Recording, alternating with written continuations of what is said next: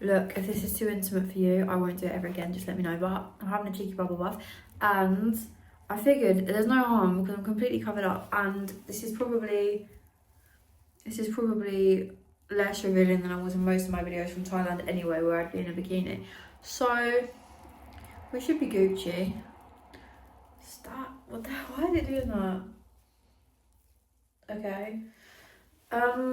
Anyways, I wanted to talk about a book that I started reading, and it's called Peace is Every Step. Let me just set this up actually.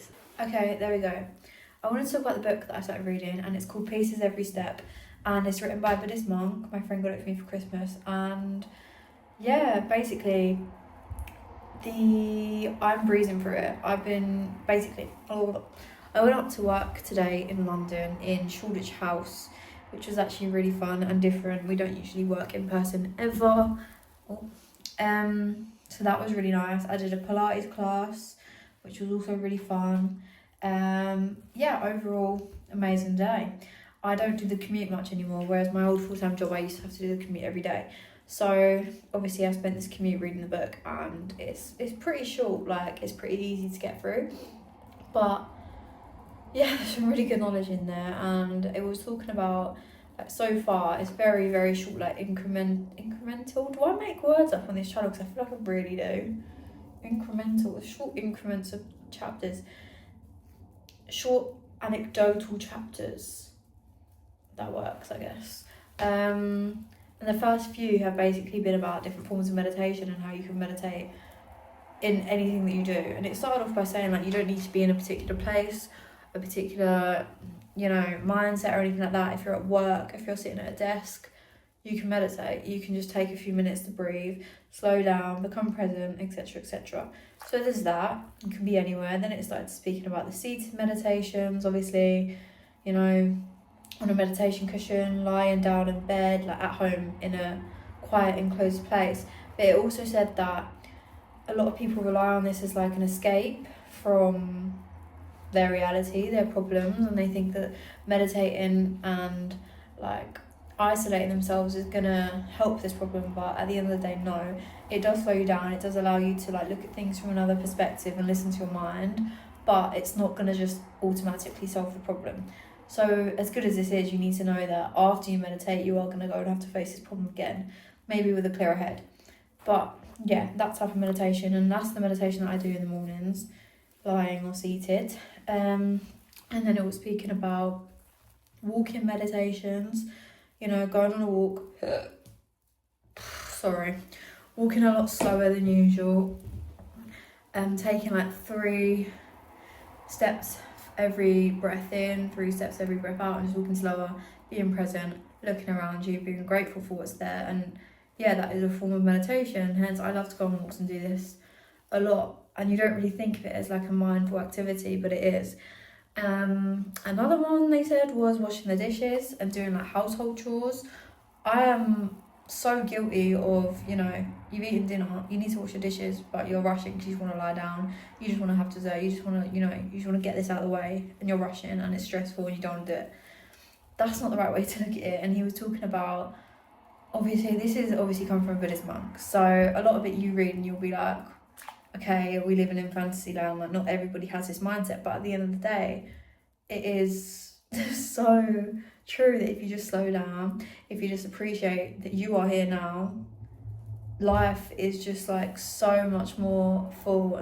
Okay, so washing the dishes, hoovering, just like appreciating the task that you're doing, the outcome that it has, appreciating that you've just had a nice meal. That leads me on to the next one, which is mindful eating, like meditation eating.